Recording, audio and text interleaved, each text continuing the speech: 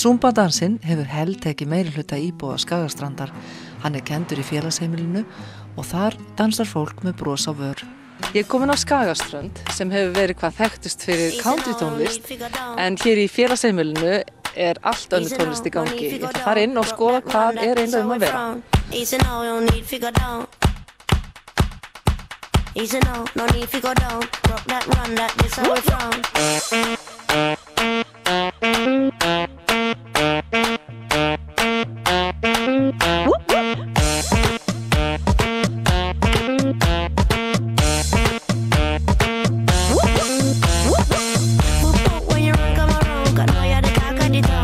Nú hefur Skagaströnd verið þekktari fyrir, ég vil segja, línudans og kúrkatónlist og slíkt. Hefur orðið breyting á? Já, við erum aðeins búin að breyta til og aðeins farnar að færa okkur úr countryinu og yfir í svona meiri alþjóðlega tónlist og Zumba gengur náttúrulega út á svona latín-tónlist svolítið og svona international rhythman svolítið. Hvar kynntistu Zumba? Heyrðu, ég kynntist í Reykjavík, fór í svona pröfutíma 2008 líklega og heillaðist ekki því mér fannst þetta svo óbáslega flókið, en svo kynnti ég mér þetta svolítið betur bara og seinna 2011 fór ég í tíma á Skagaströnd, þá var kona sem var að kenna og í framhaldi af því hendi ég mig bara í að læra þetta sjálf og starta tímum. Hvar lærir maður Zumba? Þetta alþjóðlegt, þannig að þegar þú tekur réttindi þá færðu alþjóðleg réttindi í Zumba og ég fór til Danmerkur haustið 2012 og tók kennararéttindi þar. Svo ég bara búin að vera að bæta við mig svona hér og þar, námskeiðum og fleiru. Og þetta hefur sannarlega fengið góður undirtektir á þessu svæði. Hverju þakkarðu það? Heyrðu, bara fólkinu. Þetta svo yndislegt fólk sem býr hérna og tilbúin að taka svona áskorun að prófa eitthvað nýtt. Og já, ég að kenna bæði Blönduós og Hvammstanga og Skagaströnd. Og bara þetta svo mikið gleði í þessum tímum, þetta bara alltaf svo gaman. Hvað það sem að Zumba hefur gefið þér í raun og veru? Það hefur gefið mér alveg óbúslega mikið. Bara mikla lífsgleði, ég veit ekki hvað ég segja, bara tilhlökkun að mæta í tíma, bara svo ofsalega gaman að hittast og dansa saman í rauninni. Og ég sé að það eru konur og stelpur á öllum aldri, þannig að aldur ekki fyrirstaða? Nei, það bara á öllum aldri. Við erum með tíma líka fyrir krakka hérna á Skagaströnd. Það hefur verið rosalega gaman líka. Kraftmikli krakkar og ófeimin. Og þeim finnst nefnilega svo gaman að fá svo að mæta í svona laugardagstíma því þá mega allir mæta frá 9 ára og upp úr bara. Alltaf jafn erfitt að fá kallana út á gólfið? Já, svolítið. Það þó einn á Hvammstanga sem mætir í 30 manna hóp og hefur bara óbúslega gaman af. En það eru strákar í krakkahópunum, það eru svona svolítið nokkrir strákar. En já, kallarnir eiga erfitt með að teymast með okkur. Ég veit ekki af hverju. Af hverju þú í Zumba? Út af það er rosalega gaman. Hefurðu æft þetta lengi? Bara frá því að Linda byrjaði, þá hefur verið á öllum námskeiðunum og partím. Og hvað það oft í viku?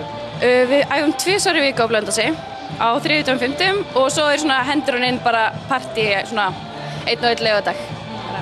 Og þá kemur þú, þetta ekkert mjög langt að fara, það? Nei, alls ekki. Við tókum 4 með mér núna. Þannig að við sameinum bara í bíla. En hefur eitthvað verið að dansa, eitthvað annað áður? Ég var reyndar að læra countrydansi á Lindu þegar ég var í grunnskóla. Og já, svo bara, við erum bara gaman að dansa og ég hef verið að dansa í framhaldsskóla og svona. Og þú ætlar að vera bara áfram í þessu? Já, svo framhaldslega sem hún heldur áfram námskeið, þá ætla ég að vera með. Ég heyrði að hinar konurnar voru að segja að þú væri alveg veik í Zumba, það rétt? Já, það rétt. Ég alveg forfallin. Þá ætla ég ekki að tefja þig lengur, farðinn og halda áfram. Takk fyrir.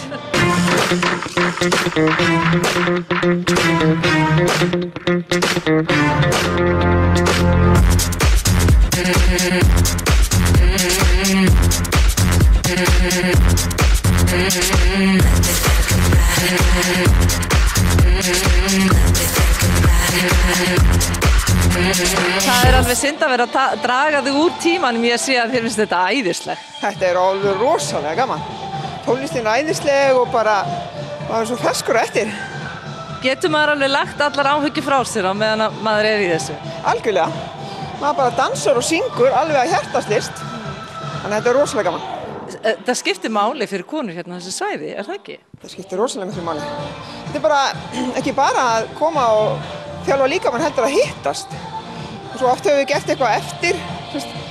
Farið eina kvöldstund saman í lokin og gert eitthvað annað skemmtilegt, sko.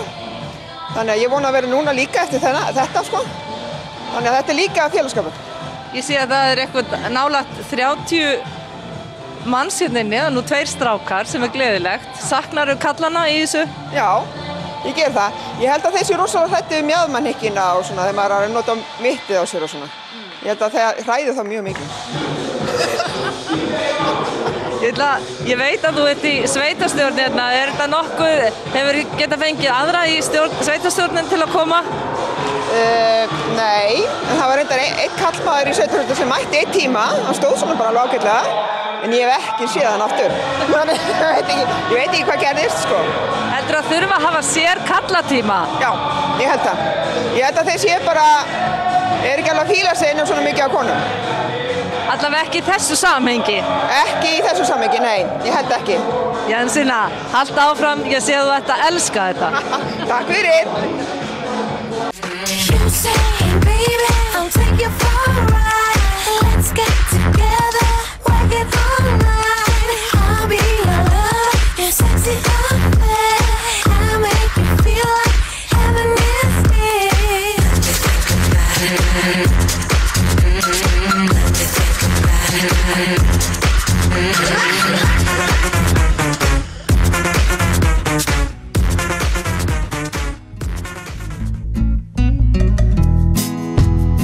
Við skulum heyra hvaða framtíðaráform Skagstrendingar hafa að byggja hótel í bænum. Hvers vegna hótel á Skagaströnd, Magnús? Já, kannski aðalega því að það vantar. Það er einn af veikleikunum fyrir því að ferðaþjónusta geti vaxið hérna, er að það er ekki gistirými til staðar í rauninni. Það eru stök herbergi sem hafa verið en oftast nær full og uppnotuð og 1 sumarhús. Þar með það eiginlega upptalið. Hvernig eru plönin? Segðu mér áformin. Í plönin eru kannski ekki fullmótuð. Fyrstu hugmyndir er það að stofna félag. Það er búið ákveðið að setja 5 milljónir í hlutafé félag sem að standi að því að byggja hótel. Og það hefur verið fest niður að byrjað verði minnst og kosti að skoða hvort það borgi sig að nota eldri hús sem eru til hérna. Sem það byggja ofan á eða byggja á grunni gamla frystihúsins á Hólanesi eða byggja upp hafnarhúsið sem er gömul síldar, sem eru gamla síldarminjar, getum orðað þannig, sem er svona tréskemma frá síldarárunum. Hvernig hefur ferðamanna straumurinn verið til Skagastrandar hingað til? Sko, það er erfitt að skilgreina það kannski sem straum, en þó var það alveg ljóst að síðastlið sumar virtist verða talsverð breyting, þar sem var talsverð aukning af erlendum ferðamönnum og þeir sem er að reka hérna veitingaþjónustu, bæði kaffihúsið og Countrybær, þeim ber saman það að fjölgun hafi orðið í aðsókn erlenda ferðamanna, jafnvel 65%, 65-70% aukning, en á sama tíma fækkaði innlendum ferðamönnum, en þó minna. Þú nefnir einmitt þetta með erlendu ferðamennina. Sko, þeir hafa nú verið hérna, kannski má segja að þeir hafi verið hér sem íbúar í nokkra mánuði, er það ekki? Jú, við hefum í rauninni verið með erlenda gesti, ég hef nú eiginlega kannski frekar skilgreina á sem gesti, þó þeir séu að vissuleyti ferðamenn. Þeir erlendi listamenn sem dvelja hérna ekki minna en mánuð, sumir í 3 mánuði, að þeir eru náttúrulega að þannilega séð ferðamenn, þó að það hendi betur að kalla á gesti því að þeir búa meðal okkar og verða hluti á samfélaginu á hverjum tíma. Og okkur hefur lærst það að þetta fólk sem að sér okkur með augum gestsins, það kann mjög vel að meta svona lítið þorp nyrst á Íslandi og finnst það ákveðin lífsgæði að búa við það öryggi og ég tala nú ekki náttúrufegurð sem að hér er og svona kyrrð og kynnast góðu mannlífi og þannig að já, þetta virðist vera eitthvað sem fólk sækist eftir og kann vel að meta. Þannig að þið viljið vera með í þessum aukna ferðamannastraumi sem að verða til landsins af ýmsum ástæðum, að fólk stoppi og njóti. Já, við höfum gjarnan að fólk stoppi meira og við höfum tækifæri til þess að taka betur á móti fólki sem hingað kemur.